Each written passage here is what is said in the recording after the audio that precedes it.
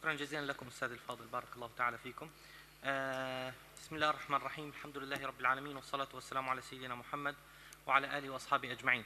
My paper will be in English language. peki ترجمان لازم يعني الله المستعان.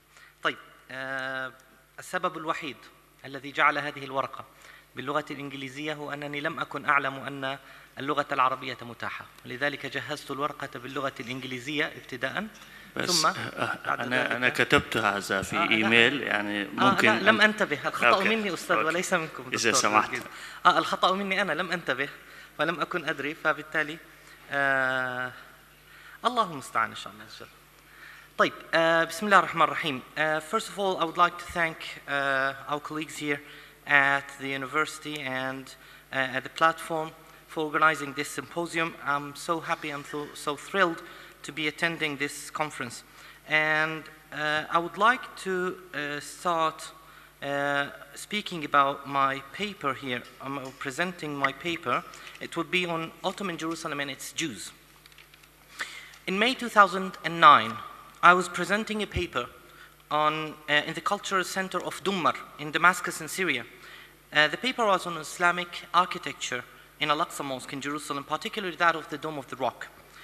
As I was speaking about the Ottoman achievements in replacing the exterior mosaic with the beautifully colored ceramic tiles during the reign of Sultan Süleyman the Magnificent, or Kanuni Sultan Süleyman in Turkish, I was interrupted by a prominent Syrian historian, namely Professor Suhail Zakkar, who out of the blue aggressively started attacking Sultan Süleyman the Magnificent and accused him of breaking the Umar assurance of safety, al-Uhd al-Umariyya, to the people of Jerusalem by, and I quote, allowing the Jews to reside in Jerusalem for the first time in Muslim history. Zakkar claimed that this was done under the pressure of the Sultan's so-called Jewish wife, Roxilana, usually referred in the Ottoman literature as Hurram Sultan. For a moment, I found myself surrounded with many misconceptions that needed to be addressed. Yet, I was not able to fully answer those claims of Professor Zakkar at that time due to the time limit and the need to focus on the main subject of my paper. Yet, this accusation opened my eyes to a relatively interesting stream of, between brackets, blaming the Ottomans for the current situation in Jerusalem, especially by numerous Arab academics of nationalist background. Although it is quite easy to what extent such claims are conducted with subjective approaches, I believe that it should be studied and clarified with many balanced or more balanced academic approaches. After all, Ottomans, as we know, Ottoman Empire ruled Jerusalem for more than... Brother Abdullah, could you please speak slowly a little bit because of simultaneous translation, you know? Okay. And most of them now, you know, all audience, your audience, just they know Turkish. Okay, that's why. That's fine. All right. Sıkıntı yok inşallah. İnşallah. İnşallah daha yavaş konuşabilirim inşallah. After all, Ottoman Empire ruled Jerusalem for more than 400 years. A long enough period to witness ups and downs many times. Perhaps this is also what led other academics to cast doubts on a possible role of the well-known Ottoman Sultan Abdulhamid II in the Jewish immigration to Palestine in the late 19th century and the beginning of the 20th century, which led eventually to the creation of the current state of Israel, and later to the occupation of the eastern side of the city of Jerusalem in 1967, including the holy sites such as Al-Aqsa Mosque and the Holy Sepulchre Church. The question raised here, therefore, would be, were the Ottomans the first to allow the Jews to reside in Jerusalem? And what was the Ottoman reaction to the Jewish immigration to Palestine in the 19th and the 20th centuries? These questions are to be addressed now. On the Omar alleged ban, if I could say, of Jews in his assurance of safety, I would say that current academics and non-academics in Arabic literature and an academic Arabic literature on Jerusalem almost agree that the second Muslim caliph, Umar ibn Khattab radiallahu anh, granted the people of Jerusalem an assurance of safety known as Al-Uhda al-Umariyya in Arabic. Numerous versions of this assurance were mentioned by historians such as Eutychius, Al-Yaqubi, and others. However, the virgin mentioned by Al-Tabari in Al-Tabari's Tarikh al-Rusul wal-Muluk book adds a condition to ban Jews from residing in the city of Jerusalem alongside its Christian majority. This version of the document says, no Jew shall reside with them, i.e., I mean the Christians of Jerusalem, in Elia, which is Jerusalem. وَلَا يَسْكُنُ بِإِلْيَاءَ مَعَهُمْ أَحَدٌ مِنَ الْيَهُودِ. This condition is explicitly mentioned for the first time in Al-Tabari's version of the assurance. It is not mentioned in any other version, except by Michael the Syrian, Mikhail al-Kabir, who does not mention a text of such an assurance. Rather, he mentions that Sophronius, the Bishop of Jerusalem, asked Umar ibn al-Khattab to remove the Jews from Jerusalem.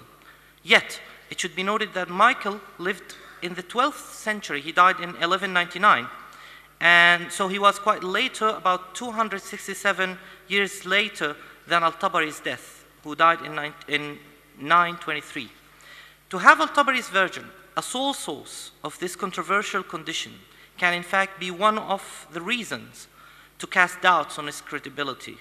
Al-Tabari's version is narrated by a single narrator, namely Sayf ibn Umar, as is well known. And Al-Duri, Abdul Aziz al-Duri, argues that, and I quote, the reference to the Jews finds no support in Arab sources, and only Michael the Syrian mentions it, end of quote. Al-Duri adds that Ibn al-Jawzi, who seems to give the same account of the sulh produced by Sayf ibn Umar, does not mention the Jews.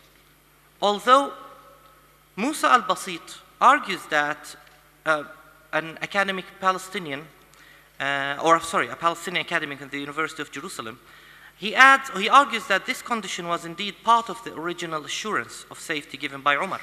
He does not, however, give any historical evidence to support his claim. Rather, he claims that Umar banned the Jews from residing in Jerusalem as a matter of status quo, because Jews were already banned from entering the city previously as a reaction to their cooperation with the Persians during their invasion of Jerusalem in 614. He even goes to claim that Umar was an expert of the Jewish mentality due to his experience with the Jews in Arabia during the time of the Prophet Muhammad ﷺ. And therefore, Umar was able to observe, if I could say, the future that would have happened if he had allowed the Jews to reside in Jerusalem. By this, Al-Basit refers to the current occupation of Jerusalem. In my opinion, the problem with this claim is that it is subjected to political influence, which makes it quite unreliable. Also, one can say that had this condition been present in the original text of the assurance of safety, Muslims would have never allowed Jews to reside in the city of Jerusalem.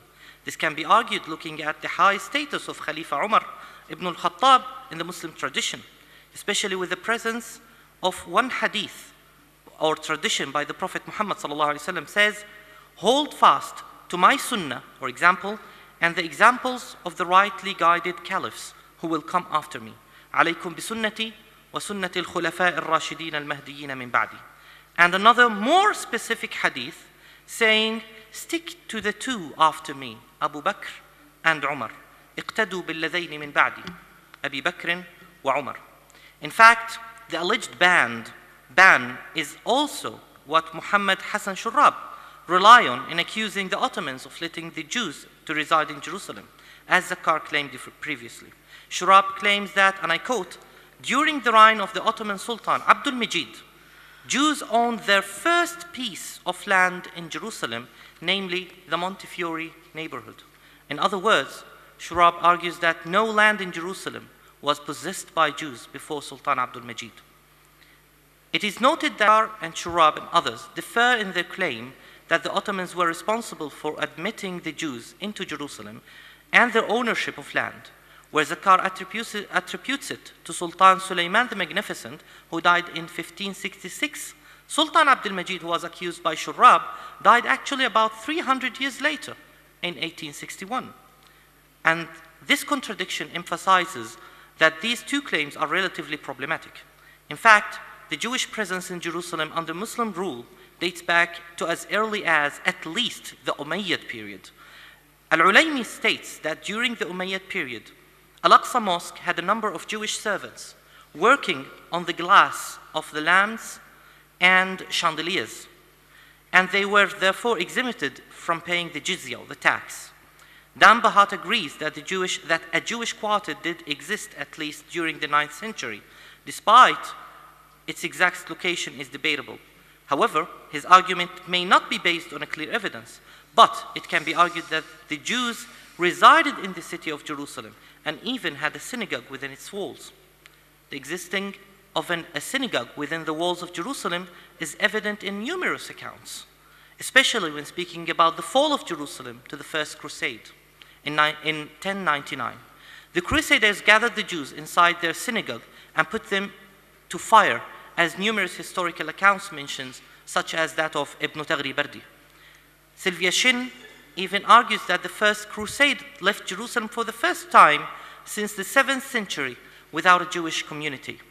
After the end of the Crusades and the capture of Jerusalem by Sultan Salah ad-Din, Jewish community was actually re-established in Jerusalem alongside its new Muslim and Christian communities. This was a natural reaction and a form of restabilizing the balance and bring back religious harmony in the city of Jerusalem after the religious cleansing committed by the First Crusade. Al-Ulaymi mentions a Jewish normal presence inside the walls of Jerusalem during the Mamluk period. He even mentions the Jewish quarter inside the city while describing Jerusalem's shape and neighborhoods during his time. The description of the Jewish quarter in Jerusalem by Al-Ulaymi suggests that it was not changed in terms of area and location until its expansion by the Israeli authorities after or following the occupation of the eastern side of the city of Jerusalem in 1967. These accounts suggest, therefore, that the Jews were almost certainly not banned from residing in Jerusalem by Khalifa Umar ibn Khattab. Also, it is not true to attribute the presence of Jews inside the old city of Jerusalem to the Ottomans, who in fact dealt with the presence of the Jews in Jerusalem as a matter of normal situation similar to that of the Christians and Muslims. One may argue that even though the Ottomans may not have encouraged the Jews to reside inside Jerusalem, they could have strengthened the relationship with the Jews to a very high level. In this context, we find Muhammad Ahmad claims that Roxilana, Hurram Sultan, the wife of Suleiman the Magnificent, was of a Jewish Polish origin. However, that is not true, because Roxilana was most likely of a Russian Orthodox origin. It could be true, as Naim Gulurius argues, that Jews witnessed their golden time under the rule of Sultan Suleiman the Magnificent. However, this does not relate to any specific relationship between the Sultan and the Jewish community in particular. Rather, it was simply a part of a general atmosphere during the reign of Suleiman. Christians and Muslims of Jerusalem also felt the same during that time, and Ottomans were in general known for their tolerance. On the issue of the formation of a Jewish national state and the issue of the relationship between the Ottomans and the Jews in Palestine in general and in Jerusalem in particular, it takes a different and more dramatic approach in some Arab academic writings. It goes further to accuse the late Ottoman states and sultans, particularly Abdul Majid and his son Abdul Hamid II, of collaborating with the efforts to form a Jewish state in Palestine and leak the lands in Palestine to the Zionists in preparing to this goal. On one hand, as mentioned earlier, Shurab claims that Jews owned their first land in Jerusalem during the reign of Sultan Abdul Majid. This in fact could hint to an Ottoman role in leaking the lands to the Jewish immigrants, and thus to the formation of the national Jewish state in Palestine. Yet Shurab's controversial claim is not based on any evidence, as I mentioned before. Moreover, having resided in their own quarter in Jerusalem for centuries, and centuries prior to Sultan Abdul Majid, means that the Jews did own land inside the city, opposite to Shurab's claim. On the other hand, another academic, namely Fadwa Nusayrat, goes further to hint that the Jews had certain relationship with the Ottoman Sultan Abdul Hamid II. She accuses him of causing Abdul Hamid to ignore the Jewish emigration to Palestine in the end of the 19th century. Nusayrat accuses Abdul Hamid of collaborating with the Zionist movement in its efforts to purchase lands in Palestine and organize mass Jewish immigration to Palestine. This collaboration, as according to her, came in the form of ignoring these efforts and letting them go further without any serious counteraction. However, the problem with this argument is that it neglects statistics in Jewish emigration to Palestine during the late Ottoman period. According to Anis Mahmoud, Sultan Abdul Hamid II actually succeeded during his reign to reduce the number of the Jewish immigrants by half. Between 1882 and 1908, around 1,600 Jewish immigrants into Palestine annually, with a total number of around 50,000 during that period. This is compared with about 100,000 tried to immigrate to Palestine within that period. In other words, Abdul Hamid II in fact succeeded in reducing the number of Jewish immigrations to half. Yet the continuation of this immigration, despite the efforts of Sultan Abdul Hamid, should not be a reason to solely hold Sultan Abdul Hamid responsible. Mahmoud argues that, and I quote, "The situation of Sultan Abdul Hamid II towards the the Zionist settling activities shall not be studied far from its historical circumstances," end of quote, which shows that even some of the Arab aristocratic families and feudal lords were less aware of the Zionist danger that threatened their land. And the same can be argued regarding many corrupt Ottoman officials at that time who were not aware of the consequences of their actions. Those factors, in fact, reduced the effects of Sultan Abdul Hamid's decisions and actions to save the lands and stop the Jewish immigration that was supported by imperial powers of the time. In fact, the success of dethroning Sultan Abdul Hamid II effectively contributed in increasing the number of Jewish immigration and immigrants significantly, according to statistics. This shows that the presence of Sultan Abdul Hamid II and his attitude towards the Jewish immigration to Palestine did not assist the Zionist cause, and therefore he cannot be accused of collaborating with the Zionist movement to ease the Jewish confiscation of lands in Palestine, as Nusayrat claims. To conclude, an objective study of the Jewish history of Jerusalem under Muslim rule shows that the Jews lived in Jerusalem alongside Muslims and Christians in harmony under the Muslim states. To claim that Ottomans had any favoring arrangements for the Jewish community in Jerusalem is baseless, simply since their attitude towards the Jews in Jerusalem went in line with the Islamic overall inclusive vision of Jerusalem and the Ottoman general tolerant approach towards followers of other faiths. Jewish community indeed existed in Jerusalem long before the formation of the Ottoman Empire. They were not excluded from residing in Jerusalem throughout the Muslim history.